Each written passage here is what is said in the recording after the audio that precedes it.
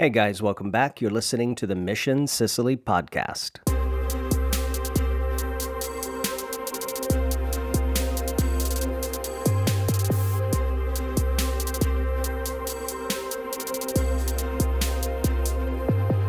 And we are back around again, everybody. Welcome back.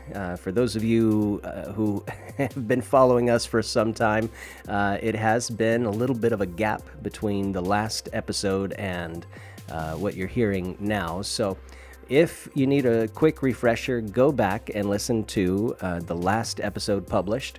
We brought it up and did a reprise edition to make it easier to find for you. It was the first part on the kingdom mission of God. And so we're going to continue that theme in this episode today. But again, if you haven't heard the first one, you may want to go back and see the foundation that we laid there, as well as all of the delicious updates that brought you up into 2025 and a good part of the year we came into, and so many new updates to share with you. Really excited about that. And of course, we're going to continue this theme on the kingdom mission of God, unpacking that, what it looks like biblically, and how that informs us in the mission here, how that theology transfers into the praxology of what we do on the ground here in Sicily.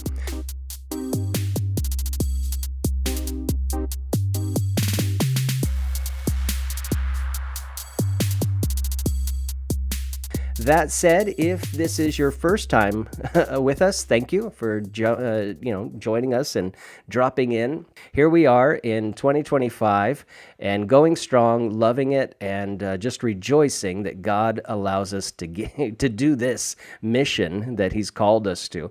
And what is that? Exactly, that's the thing that I want to underline for you here.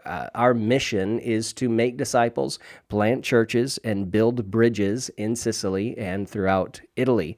We're striving to enlist, train, and deploy the next generation of disciple makers, church planters, and bridge builders because we want to see a multiplication movement emerge among young leaders that's fueled by a passion for Jesus and a heart for their homeland. We place a very heavy value on indigenous, facilitative, and biblically based, Jesus-modeled methodology. And so with all of the talk that we're doing in these episodes about the kingdom mission of God, of course, we want to get into the more practical side and really flesh that out. What does that look like expressed in the local church context, in the local theater, if you will, of where you've been placed, what you've been called to do? Because, obviously the theology informs our praxology and what we're putting in to practice here, what we're implementing on the ground, and it could help you wherever you are, whether you're a fellow missionary, whether you were, or, you're called in one capacity or another.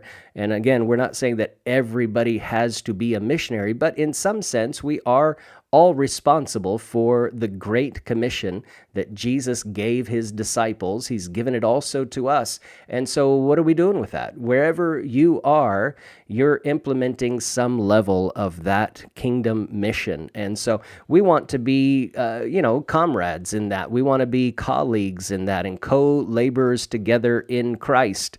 And so, just fleshing this out, talking about it, refreshing in our minds the Word of God and how that should be applied in our context, wherever you are, whatever that context looks like. The praxology could be a little bit different in Kenya, Africa, than in Sicily, than in New York, or wherever you find yourself. Of course, it's going to be contextualized for that, but the basis is fundamentally the same.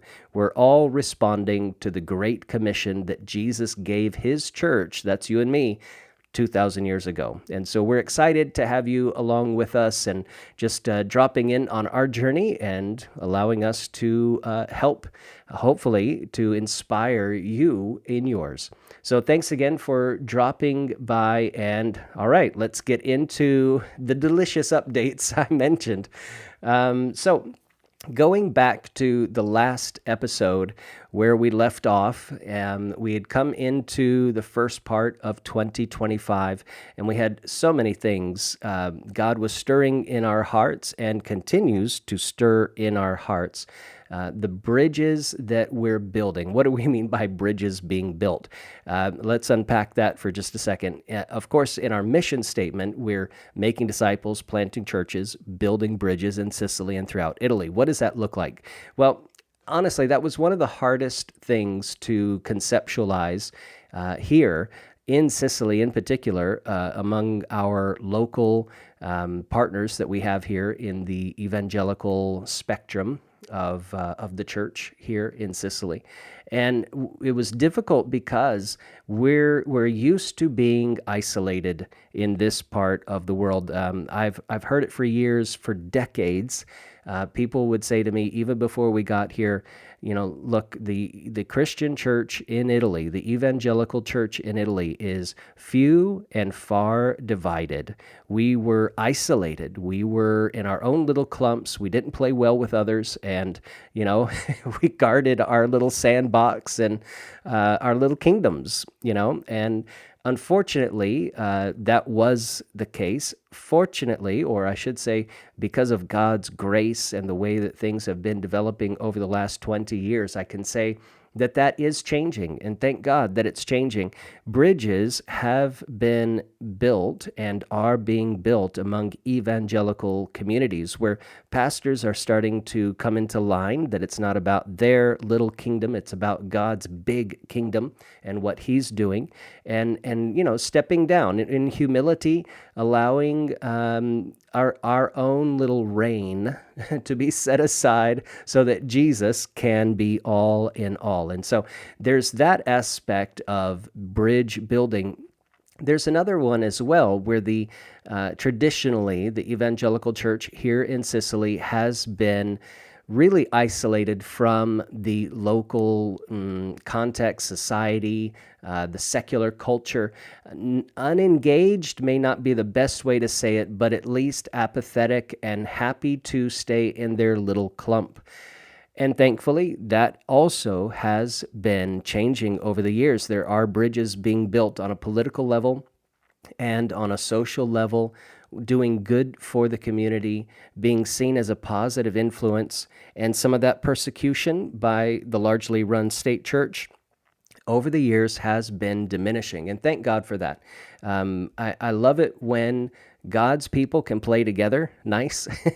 I love it when, we can see that the church is, it doesn't have to be respected, and we will have persecution, and there are those things that will happen, and, just as Jesus suffered and as the disciples suffered, we're called to that same suffering. So I don't want to say that we're always going to be liked. I'm not about getting liked by the culture around us, but when we can be seen to have a positive impact and leave something pleasant, where in the past it was always distasteful, I'm so grateful to God's grace on us in this culture to be able to leave that positive impact. And so that's what I wanted to say. But those bridges happen on a political level. They happen all the way down to just two people having a coffee, talking about, life, family, God, and bridging that gap. Oh, you're evangelical. For a lot of people, a lot of Catholics here, traditional Catholics, they've been appalled by this little sect, this cult of evangelicalism here in their country, and so it's unthinkable to even go to a church like that, or to even have a conversation, because we don't even believe the same things and blah, blah, blah. But then we find out, we actually have the same Bible. We believe in the same God.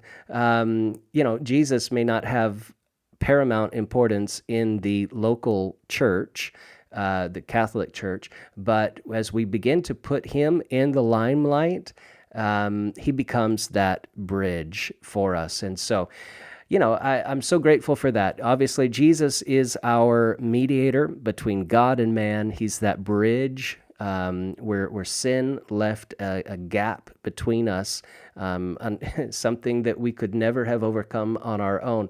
And he created that bridge for us. He's also becoming the bridge now between the evangelical church, his church, and the local culture. And so, again, grateful for all of that. So, a little bit of unpacking there of that bridge builder. But going back to what I said earlier, when Gino is our local pastor partner here in Sicily.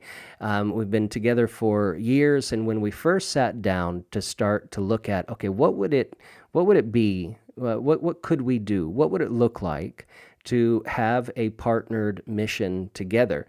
Of course, we talked about disciple making. That was the big one. Absolutely. Church planting. Whoa. Okay. That's going to take some time, and that's really audacious and courageous and all of that. But yeah, we can get there. Bridge building, that was the one, and I mentioned this a moment ago, that was really difficult to conceptualize here in this culture for the very reasons that I just talked about. The sense of isolation that the evangelical church has traditionally had over the last 90 to 100, 120 years here in Italy, that's been changing, and again, thanks be unto God, who's been giving us the grace for that. But that concept was difficult to really latch onto, but it's something that God's been stirring in us again. And I mentioned that on the last episode. And it's not just about Italy and Sicily. As we talked about in that episode before, God has been building these new bridges and also reconstructing old bridges. And so let me explain what I mean by that. Looking at our friends in Albania, I had been to Albania before, but I wanted to take Gino back. I explained this. We have a lot of Albanian refugees, immigrants here. There's a whole story about that. We unpacked that before. So I won't go into that again now, but because of that, that drew us back to Albania and to a pastor friend, and we're in the same mission agency, and so we've crossed paths before. We wanted to go and actually see, what does Albania look like in the evangelical spectrum. How are they reaching Albanians today? What does that look like? What's the key to their heart? What's their culture? Where have they, where are they coming out of? What have they been through? So that could inform our local praxology, our practice here of the kingdom mission of God in Sicily. And so that was a new bridge that had been formed. Some other bridges were in Turkey, Romania, and then even in Estonia. Some of you may remember years ago, I was called with my family to go to Estonia to pastor a church that was in a crisis moment. And we're talking, the early 2000s, maybe 2007, 2008, something like that. And so here we are in 2025. And so what is that, 15, 16, 17, 18 years ago, something like that.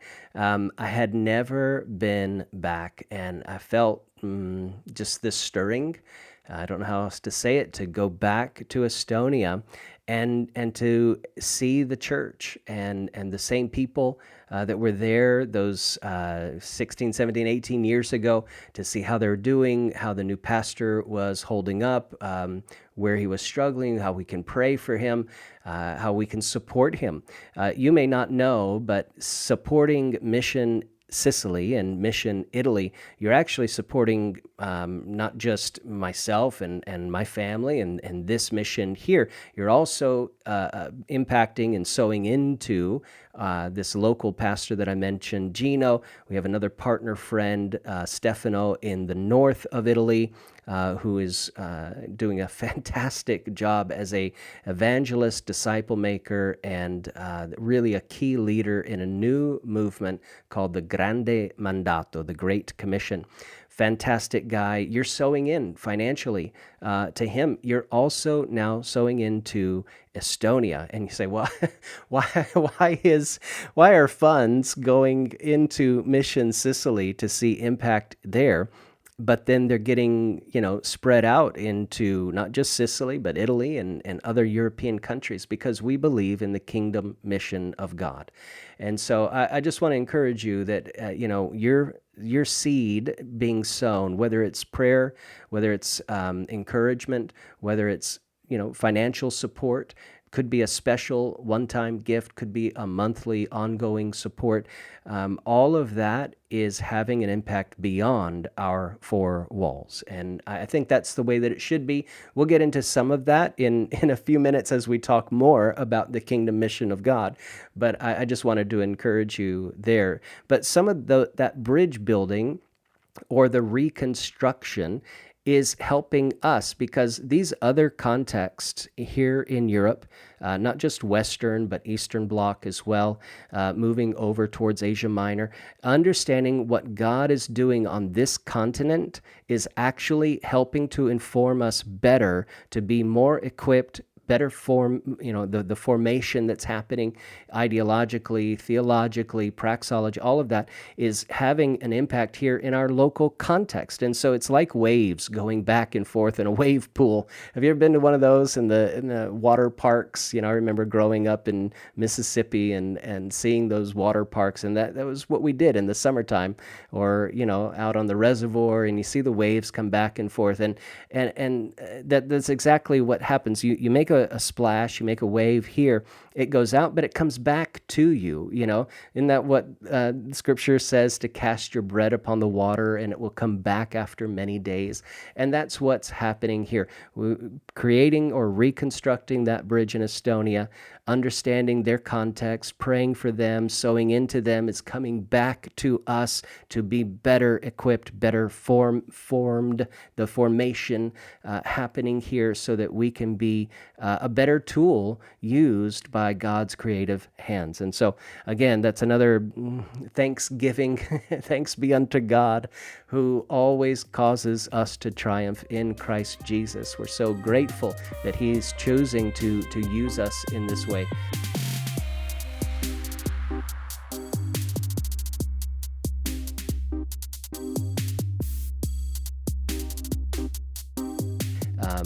As bridge builders. But that was what we were seeing earlier in the year, and I want to tether that to where we are now.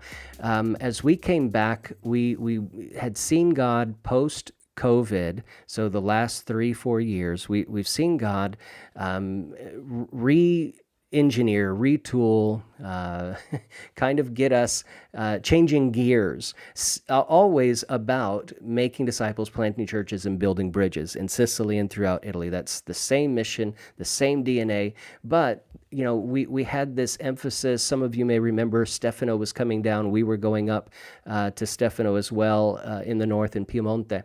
And we have this heart and urge for disciple making, and that got retooled and re-engineered. And thank God it's incredible. The fruit that we're seeing now is incredible. And then the planting churches is, I think a natural, organic outworking of disciples being made. You've got to have somewhere to put them. And as we're making disciples in other towns around us that have no or almost no evangelical witness, nobody's speaking up for the name of Jesus, we're planting churches there, and the fruit is incredible. It's amazing what God is doing in and through us because of His great grace, the timing, us being willing and obedient to do what He's telling us to do. And the bridge building comes naturally in line with that. What I want to get to, though, is as we're seeing that happen and that multiplication movement emerge among young leaders, because that's our value system, that's our core beliefs for us. As we're seeing that stirring, we felt, okay, Gino and I, we're in a age and stage of life. We've entered into our 50s now, and we're looking around us at the young leaders that are coming up, and we're going, God, what's our role? Should we continue to occupy the lead roles And if so, for how much longer? At what point do we pass a baton to the next generation and then begin to encourage them to run their race? And how to do that, how to run with endurance and how to run with joy the mission that God has given them. And so we began to see this year, with the bridges being built outside of Sicily, in other countries as well. And we began to look at other leaders that we could speak into and help and encourage and pray for them and support them and all of that. We began to also look internally in the church and go, this might be a good season for passing a baton, putting them in that leadership role and mentoring and coaching them to success. And I don't mean success in a worldly sense, but how to manage their life and their family and their responsibilities and the leadership of the church, and continue to lean into other leaders and other believers, and to seek God's will for all of that kind of thing. It doesn't really come naturally. I don't know if you've been in leadership before. You probably have, and you've probably, could witness to that unless you have someone older in the faith called alongside to help encourage you, mentor you, coach you, cheer you on, it's difficult. It's really difficult, and a lot of this stuff doesn't come naturally. It's not our gut instinct. And so learning to be obedient to Christ in this way requires some discipline. It requires some discipleship, and that's again a core DNA of what and who we are. And so we began to see that. And coming back from Albania, we had also come into contact with another parachurch or theological group in Albania and in Serbia that are doing something different, doing something that here in Italy just does not exist. We began to talk with them and try to understand what they're doing and how they're doing it, what that would look like if we were to do that here. And out of those conversations, we discovered that this group in Serbia and also now in Albania are creating a theological seminary for leaders that are actively in full-time ministry and are seeking it's a degree program on a seminary level, and it's backed by it's undergirded and overseen by a seminary in the Midwest called Grace Theological Seminary. And as we began to understand what they're doing and how that's equipping some of their leaders, we felt God tugging at our hearts, saying, "Hey, this is the right time. This is the right season for you to jump in to this as well." And so that's where we've been really for the last 3, 4, 5 months. Moving into Q2 and Q3 of this year, we've been immersed. And so that's one reason that we haven't come back around to do another episode yet, because we've been finding our footing in taking on these master's level seminary classes. And, for Gino and I, this is the first time at this level.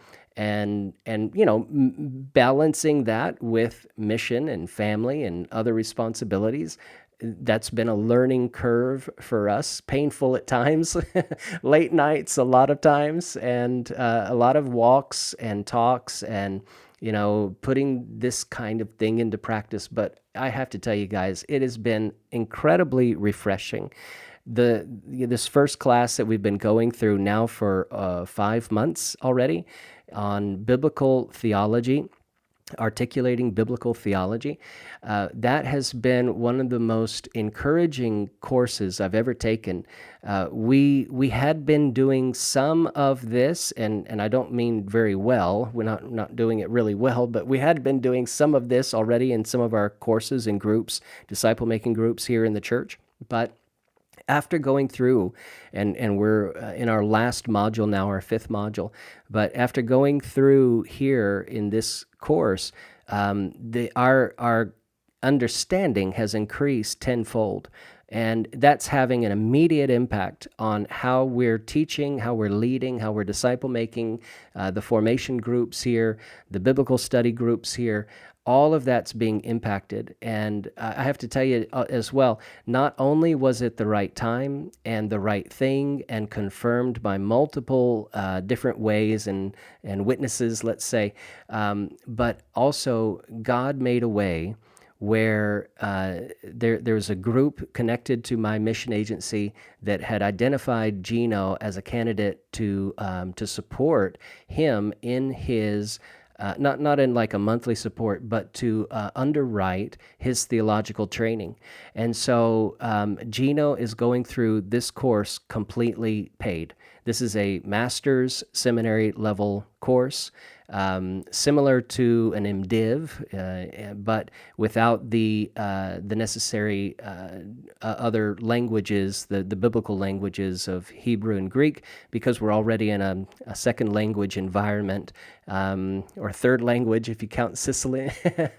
But it's underwriting that whole program for Gino, and I'm so grateful.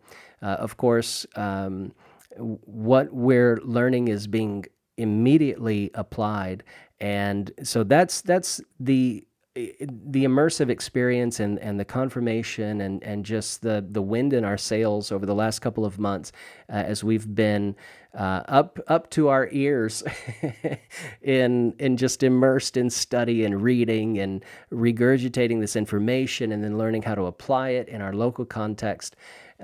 So refreshing, so cool how God made those connections through the bridges that he's building and reconstructing and enabling us to not just have an impact here, but on other leaders in other contexts. It's incredible. I don't know any other word. I'm so sorry. But the word incredible, it's unbelievable what I would never have imagined that God would be doing this through us now. And I'm so grateful, so absolutely grateful and just awestruck. Gobsmacked. There we go, another word. So that's where we've been. We're closing out this year running that race and seeing new bridges emerge, setting us up for next year. Next year, we do hope to come back to the States. Likely, we would be in the Nashville area. If we can work in a trip down to Tampa, we certainly will, and California. Because we have so many great partners out there. We're so grateful for all of you who continue to support and undergird this mission. And I hope this has given you a bit of a window into what you have been doing here in and through us because of your prayers, your encouragement, and your faithful financial support. So thank you again for that.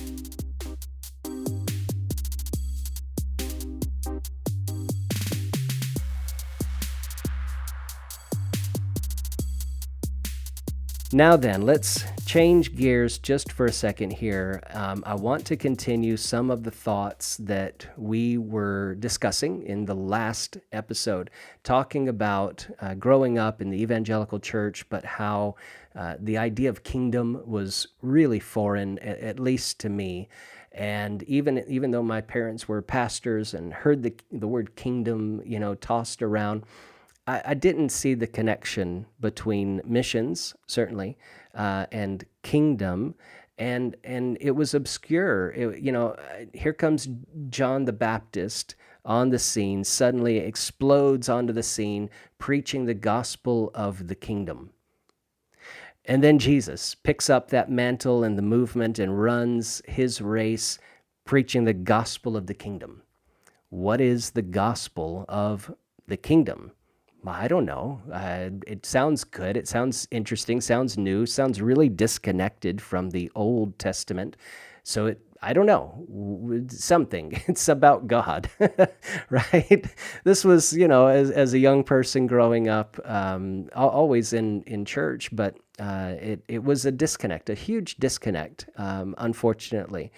And so I mentioned as missionaries would come through and they talk about what they were called to do in other parts of the world, and they're kind of quirky and weird and disconnected and awkward, socially awkward. Speaking of myself now, but that was my impression as a young person in the 80s.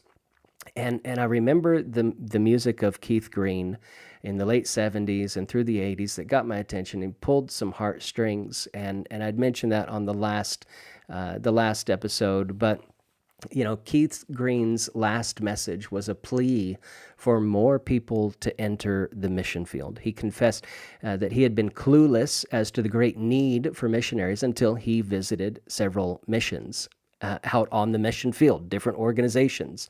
And all of that, I grew up there in some of that as well, because my family had moved to the Chicago area, and of course there was JPUSA, the Jesus movement, the charismatic renewal revival of the late 70s and 80s, not just in evangelical camps but also in the Catholic camp that we had come out of, and that was a huge impact on me and my family and our thinking about missions. And it's true, until you go and see, there's usually some level of disconnect, and that was true also in my case. I went into the military in 1990. And as soon as I turned 18, no, in fact, I had signed papers. I was still 17. And as soon as I turned 18, I left home. I'd already graduated and left home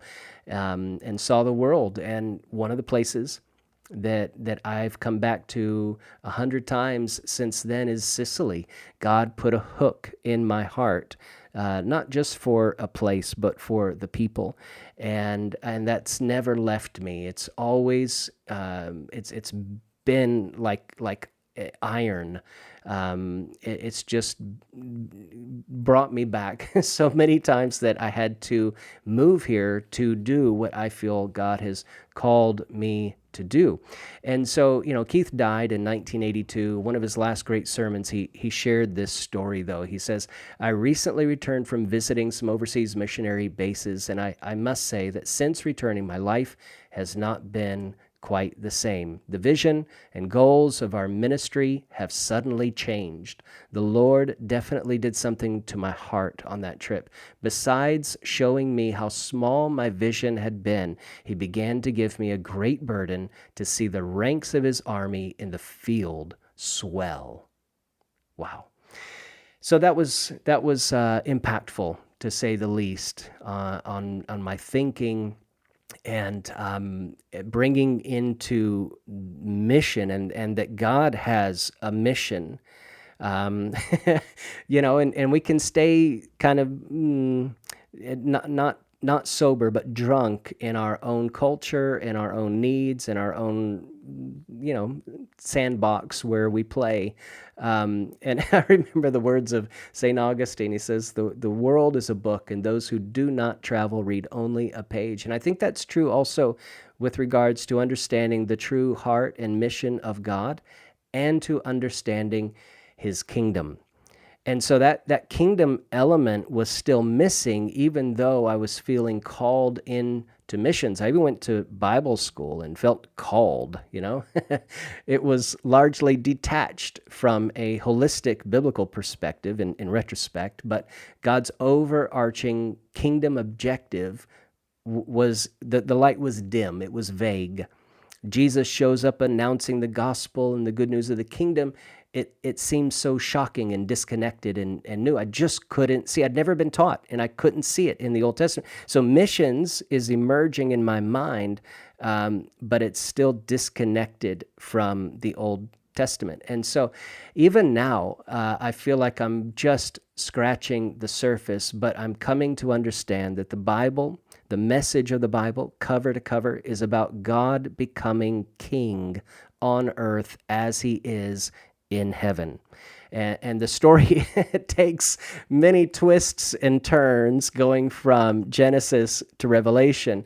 But as we look at it, theologically, biblically, and we start to trace the threads all the way from one cover to the other, starting with Adam and Eve as God's vassal kings, vassal subjects on the earth, being placed as his imagers, his image bearers, God bearers, representatives, given dominion and responsibility over creation, being made priests and kings. We see that being repeated as well, and given the mission of God's kingdom, carrying out their work from God's earthly temple and throne room called Eden. And well, all of that goes terribly wrong, terribly fast, and we usually just jump right over to Jesus being the new Adam and grandfathering us back into what Adam lost, and lickety-split, we're in the book of Revelation. Well, I mean, there's so much more to the story of God's kingdom in the Old Testament that I just had never seen. And then as studying this and getting into it and understanding how God is portrayed as a king over and over, and he really doesn't want Israel having their own king because it's just going to take them away from God's heart and God's mission, but he allows it. But he is the king. Every time that God spoke in Genesis, it's a royal decree on into the Psalms where he's seated and he's ruling. All of that, bringing us into his rule and reign, is the most incredible news. It's the most shocking news. What is man that you are mindful of him? That you would elevate him to this, the heavenly ranks of the heavenly host, and giving them oversight and dominion and reigning in his name on earth. It's just incredible. We've been called into the counsel of God, but something went terribly wrong. We wanted to rule on our own, and yeah, that's human history as we know it.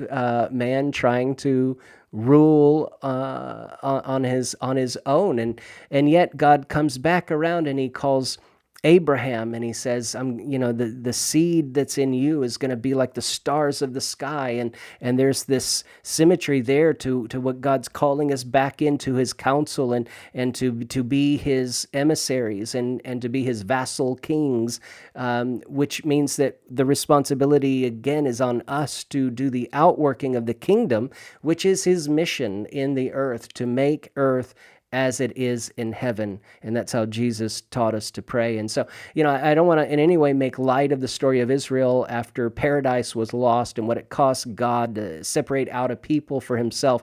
But a lot of times we run through that so fast because it's just, there's so much narrative there, and it's hard to kind of piece and parcel. What does that mean? And separate out, what is God still doing? What is he calling them to? But we know Deuteronomy says he's calling them to be a kingdom of priests. Peter echoes that for us. So we know there's a continuity there. And these precious heirloom stories are to inform us of God, his plan for the earth, the need for a Messiah, this God figure, priest king who's going to come down, and then praying for his kingdom to come. But let's just say that we can go back and study that. There's so much there to unpack. But what I want to get to is that heartbeat for God and his mission kingdom, the kingdom mission of God, and how that has been passed on to us. There is continuity there. And I don't want to just bypass all of that, but it would take us so long to, unpack some of that in the Old Testament. But what I think you can hear the heartbeat here is coming back to God wanting to be present with his people. And so here we are.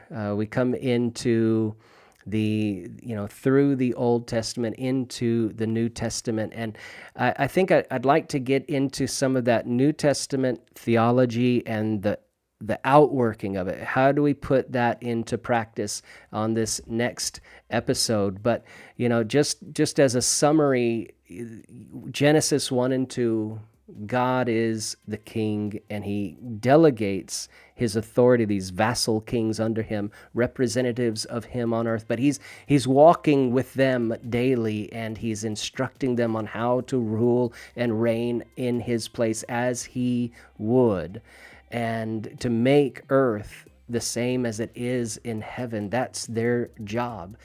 And we see, that the fall comes, the kingdom essentially is rejected.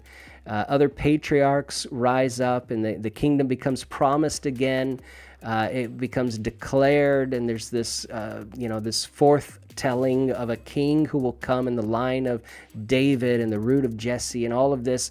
And the prophets anticipate that, and it's longed for even in their exiles. And then John the Baptist comes on, and it's beautiful, beautiful news to those who are ready to walk into the kingdom. And so we'll pick up there next time, guys. Thank you for allowing me to just share a little bit of the heart of what we've been soaking and marinating in over the last couple of months, and especially coming into last year and into this first part of this year. This kind of kingdom mission of God has been ringing in our hearts, and I hope that communicates to you some of what's being taught and what's being communicated in our church. Again, some of the people that have been in these groups, they're saying, I've been in the church 20, 30 years.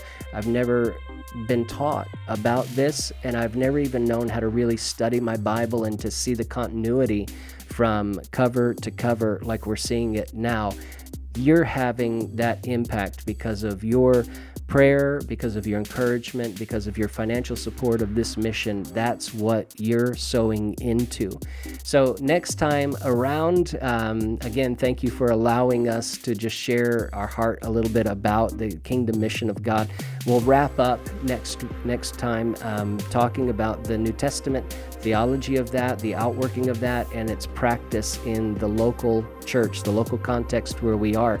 And then we'll close out the year here with just a thanksgiving and praise for what God has done, the fruit that we're seeing, again, because of your partnership, as Paul said, from the first day until now. So grateful for you, so grateful for God's grace. Would you continue to pray? Would you continue to encourage? And would you continue to faithfully support this mission? We're so grateful for you. Any questions that you have, just write us at missionsicily@gmail.com. You can find us, of course, on just about any platform, Mission Sicily. Go to our website, missionsicily.com, for more info. Stay connected, send us messages, questions, things that we could unpack on future episodes. Always looking for that and that connection with you who are following this mission. Thanks again, and we will see you very soon.